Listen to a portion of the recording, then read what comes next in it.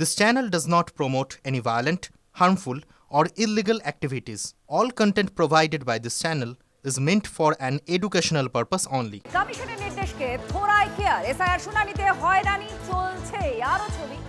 এবার দেখাচ্ছি অ্যাম্বুলেন্সে চেপেই পশ্চিম মেদিনীপুরের জেলা শাসকের দফতরে যেতে হলো দুই প্যারালাইসিস রোগীকে। শুনানি হলো অ্যাম্বুলেন্সের ভেতরে। মেদিনীপুর পুরসভার বাসিন্দা শেখ মনিরুদ্দিন প্যারালাইসিস অবস্থায় 6 বছর ধরে বাড়িতেই তিনি আছেন।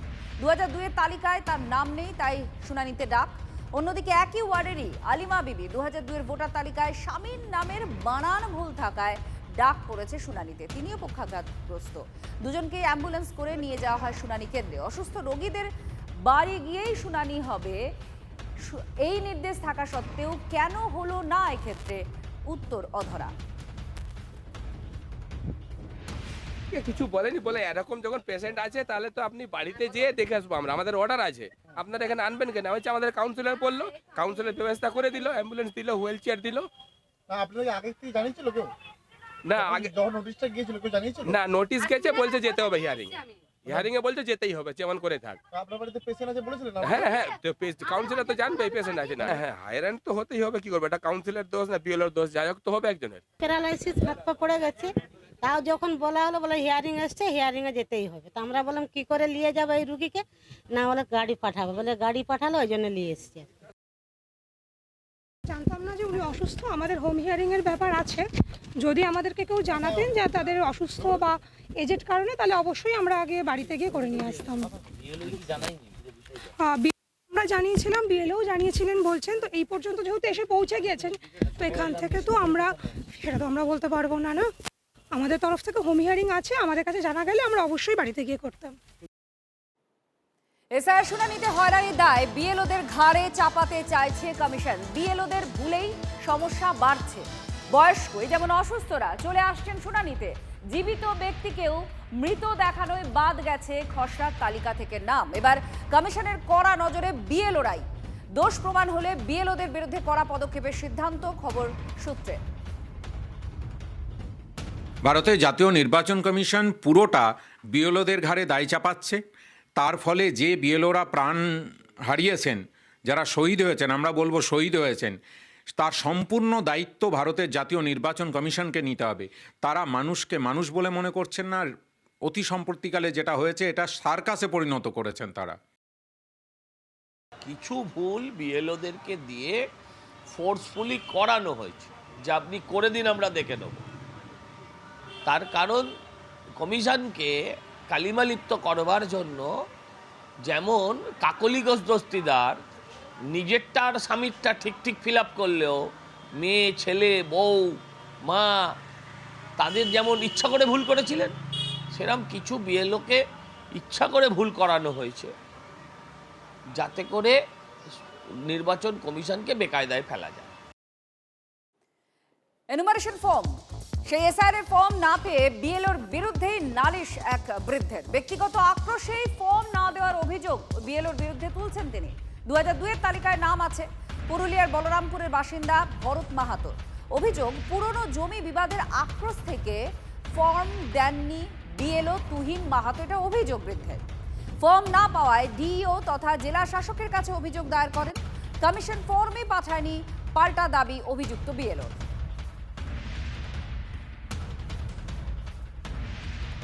আমি পারলাম না কেন? তাহলে কাটা আছে, তালিকায় আমার নাম তো পড়ে আছে, খাতায় দেখা যাচ্ছে যে আমার তালিকায় নাম আছে, আর কাটালে কি করে? মনে হচ্ছে আমার ওই তহিদ কাটি দিয়েছে। ওই তুহিন? তুহিন উনি কে? উনি এসআই বিএলও? আমার ছেলে ছিল বাড়ি, ছেলে জিজ্ঞাসা করলে বলছে ওটা আসেনি, আসেনি, তোমার বাবার মরা সার্টিফিকেট লেখা আছে। মনে হচ্ছে বিএলও যে দিতে এসেছিল কাগজটা, ও কাটিছে। ওই বদমাইশি করেছে ওর সঙ্গে আমার জোর দম পাবো, বদমাশি করেছে। চাইছি আমি ওর সাজাই হোক, প্লাস আমার ইয়াটা আসুক। কেন অন্যায় করবে? এটা অন্যায়টা কেন? বাবার নাম আছে? ভোটার তালিকা দেখলাম বাবার নাম 353 আছে, এসআইআর 2025-এর। বিএলও দিল না।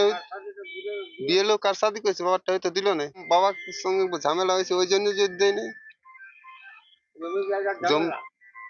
বাবাকে একবার মারিয়েছিল একবার। আমার মনে হচ্ছে এটা সাদেশ, মানে দেওয়ার মানে নাম দেওয়ার ইয়াই নাই, ইচ্ছাকৃত ভাবে করেছে। হ্যাঁ, ইচ্ছাকৃত ভাবে ফর্মটা দেয় নাই। জমি জায়গা নিয়ে আমাদের ঝামেলা চলে, ঝামেলাতে আমাদের মারধর হয় বাবার সাথে। এটা তদন্ত করুক কি কি করে ও কি কি কারণে বন্ধ করলো, কি কারণে দিল নাই, ওর কি মতামত আছে। না বাবাকে এমনিতেই ডেট বলে ও ইয়া করছে, উল্লেখ করছে, ওর কারণ এটাই হতে পারে যে ওর বাবা নাই, ডেট বলে ওটা ওর ইয়া হতে পারে, চেষ্টা করছে। 2002 সালে যদি ওর নাম থেকে থাকে বা খসড়া তালিকায় যদি নাম থেকে থাকে, তাহলে ফর্মটা না পাওয়ার তো কোনো কারণ নেই।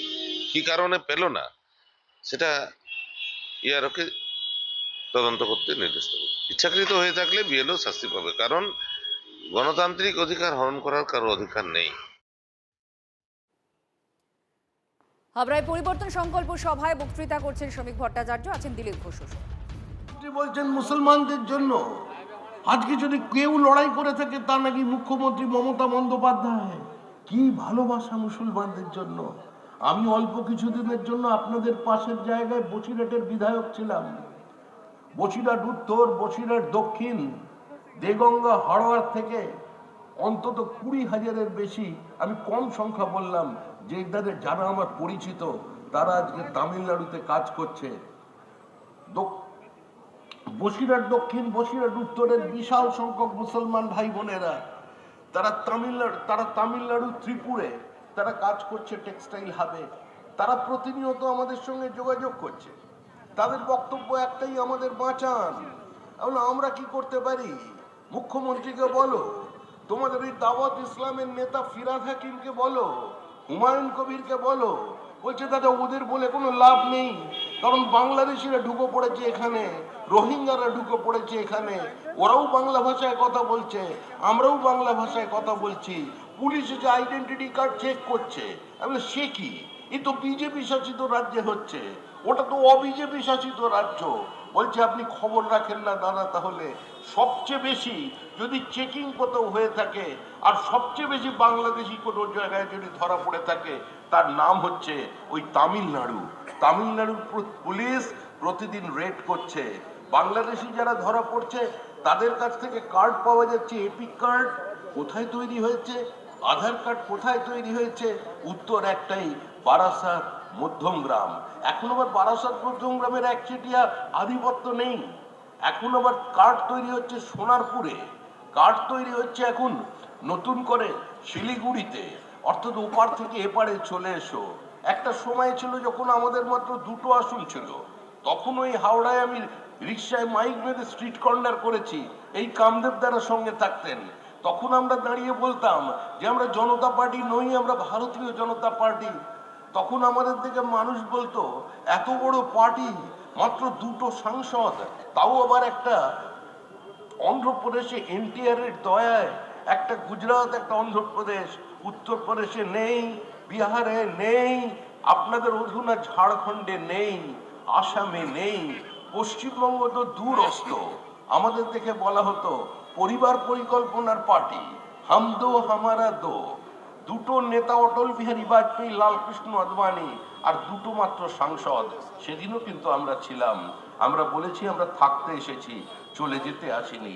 আজকে আমরা পশ্চিমবঙ্গের মাটিতে নিজেদের প্রতিষ্ঠিত করেছি আপনাদের আশীর্বাদ। রেডি, এবার T20 হবে, 6-এর পর 6 হবে, আর তৃণমূল বাউন্ডারির বাইরে যাবে। আর যারা 6 মারবে তারা মঞ্চে বসে আছে। সুকান্ত মজুমদারকে লাগবে না এইসব অসিত সিং, অমুক সিং, তমুক সিং এর জন্য। আমাদের দেবতনু ভট্টাচার্য আছে, আমাদের লড়াকু জেলা সভাপতি, চুপচাপ মানুষ কিন্তু কাজটা ঠিক মতো করে। দেবতা ছোট কিন্তু ঠাকুর জাগ্রত। উপস্থিত আছেন আমাদের অরিজিৎ, এখানকার ছেলে, যে লড়াই করেছিল গত বিধানসভা নির্বাচনে, পার্টিটা ছাটনি হেরে গেছে তবুও লড়ছে। আমাদের দিদি কিছুদিন আগে পর্যন্ত ভারতীয় জনতা পার্টির জেনারেল সেক্রেটারি ছিলেন, আমাদের বিধায়িকা অগ্নিমিত্রা পাল। আমাদের বিভাগের নেতা, রাজ্যের নেতা, বিভাগের কনভেনর বিল্লেশ্বর সিংহ, আগে বিষ্ণুপুর জেলার সভাপতি ছিলেন, এখন বিভাগের কনভেনর হয়েছে। আমাদের কৃষ্ণা প্রসাদ, আমাদের কুন্দন ভাই, আমাদের এই জেলার জেনারেল সেক্রেটারি, নামটা পরে নিচ্ছি কিন্তু এরা গুরুত্বপূর্ণ। এক অরিজিতের নাম তো হয়ে গেছে। অপূর্ব হাজরা কোথায়? হ্যাঁ, কেশব পোদ্দার আমাদের ডাক্তারবাবুর ছেলে। আমাদের দিদি কাকলি দিদি সম্ভবত নিচে আছে। এছাড়াও আশা শর্মাদি, যিনি আগে জেনারেল সেক্রেটারি ছিলেন, বাবন মন্ডল, উপাসনা উপাধ্যায়, সন্তোষ সিং, কৃষ্ণপদ নাথ সহ আরো অনেক নেতৃত্ব আছে। সব থেকে গুরুত্বপূর্ণ এই পানুরিয়া, এখানে যারা ভারতীয় জনতা পার্টির করার মতো দম রাখে। ভারতীয় জনতা পার্টি করতে গেলে দম লাগে, বাপের বেটা হতে হয়। তৃণমূল তো চোরেরাও করে, বিজেপি করতে গেলে কি করতে হয়? বাপের বেটা হতে হয়, তবে বিজেপি করা যায়। আজকে দেখুন, আমি এখানে আপনাদের এখানে ওদের চোরেদের নেতা অভিষেক বন্দ্যোপাধ্যায় বালুরঘাটে গেছে, মানে যেখানে আমি জিতি সেখান থেকে। ভালো কথা, ওখানে গিয়ে অনেক কিছু বলছে, আপনি কি করেছেন, অমুক করেছেন, তমুক করেছেন, সেগুলো জবাব দেব। কিন্তু বাপের বেটা কাকে হয় বলুন? আমি প্রতিদিন বলছি অভিষেক বন্দ্যোপাধ্যায়ের নাম কয়লা কেলেঙ্কারিতে আছে, অভিষেক বন্দ্যোপাধ্যায়ের নাম গরু পাচারে আছে। কিন্তু বালুরঘাটে দাঁড়িয়ে কিন্তু অভিষেক বন্দ্যোপাধ্যায়ের দম হলো না একটা কথা বলতে, সুকান্ত মজুমদার এই দুর্নীতি করেছে, অমুকের কাছ থেকে টাকা নিয়েছে, সেই দম কিন্তু অভিষেক বন্দ্যোপাধ্যায়ের নেই। দুবারের সাংসদ, মোদিজির কৃপায়, আপনাদের কৃপায় মন্ত্রীও হয়েছে একটা MOS। আমরাও তো চাকরি বিক্রি করতে পারতাম, আমরাও তো পারতাম গরু পাচার করতে, আমরাও তো পারতাম কয়লা পাচার করতে, কিন্তু আমরা নরেন্দ্র মোদীর ভক্ত, তাই তো? আর নরেন্দ্র মোদী কি বলে গেছেন? না খাউঙ্গা না খানে দুঙ্গা। তাই বিধান উপাধ্যায় থেকে শুরু করে অসিত বাবু যারা খাচ্ছেন, খান, পেট ভরে খান, কিন্তু গ্যারান্টি দিচ্ছি, ডায়েরিতে লিখে রাখুন, লাল ডায়েরিতে, হজম বিজেপি হতে দেবে না, হজম করতে দেবে না। জনগণের টাকা মুখের ভিতর দিয়ে হাত ঢুকিয়ে পেটের ভেতরে হাত নিয়ে গিয়ে জনগণের টাকা বের করে আনবো আর জনগণের হাতে ফেরত দেওয়ার ব্যবস্থা করব, এটা মোদিজির গ্যারান্টি দিয়ে গেলাম আপনাদেরকে। তৃণমূল কংগ্রেস গোটা রাজ্য জুড়ে অরাজকতা সৃষ্টি করার চেষ্টা করছে। আজকে ভাবতে অবাক লাগে, অভিষেক বন্দ্যোপাধ্যায় বড় বড় কথা বলছেন, মমতা বন্দ্যোপাধ্যায় বড় বড় কথা বলছেন, হিন্দু ধর্ম কি আমাদেরকে শেখাচ্ছেন, বিবেকানন্দ কি আমাদেরকে শেখাচ্ছেন? কোন মমতা বন্দ্যোপাধ্যায় যিনি প্রতিবার ঈদের নামাজে রেড রোডে যান? ভালো কথা, আমরা মানা করছি না, আপনি যাবেন না তা না, যান আপনি। আর যখন তাকে গীতা পাঠে ডাকা হয়, দিদি বলে ওটা তো বিজেপির প্রোগ্রাম, ওখানে আমি যেতে পারবো না। আর তৃণমূল কংগ্রেসের নেতারা আমাদেরকে হিন্দু ধর্ম নিয়ে শিক্ষা দেয়। মমতা বন্দ্যোপাধ্যায় ওই মঞ্চ থেকে বলে হিন্দু ধর্ম গন্দা ধর্ম। আরে বিধান উপাধ্যায়, অসিত সিং, নামটা যখন হিন্দু আছে প্রতিবাদ কর, তো ধর্ম নিয়ে যখন বাজে কথা বলছে, না হলে নিজের নাম এপিডেপিট করে চেঞ্জ করে নিক, অন্য নাম রাখ, নিজের টাইটেলটা রাখবি না। বাবা মার অপমান হয়, পিতৃপুরুষের অপমান হয়।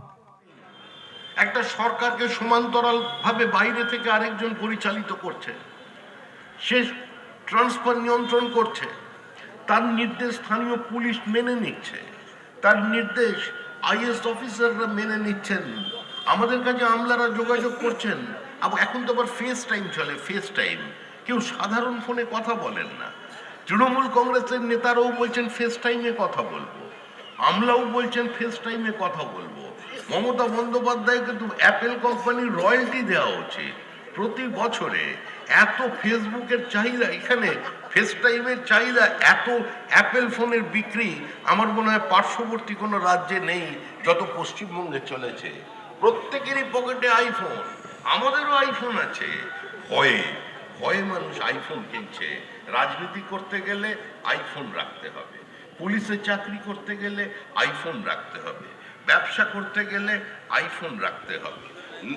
মুখ্যমন্ত্রীর কুনজর থেকে নিজেকে বাঁচিয়ে রাখবার জন্য আইফোন রাখতে হবে, এমপির আইফোন, MLA-র আইফোন, কাউন্সিলরের আইফোন, কাউন্সিলরের যে শিষ্য, মানে এলাকায় এলাকায় ঘুরে বিভিন্ন স্কোয়ার ফিটের মাপের জমির দাম নির্ভর করছে প্রমোটারের থেকে টাকা নেবার জন্য, তার পকেটেও আইফোন।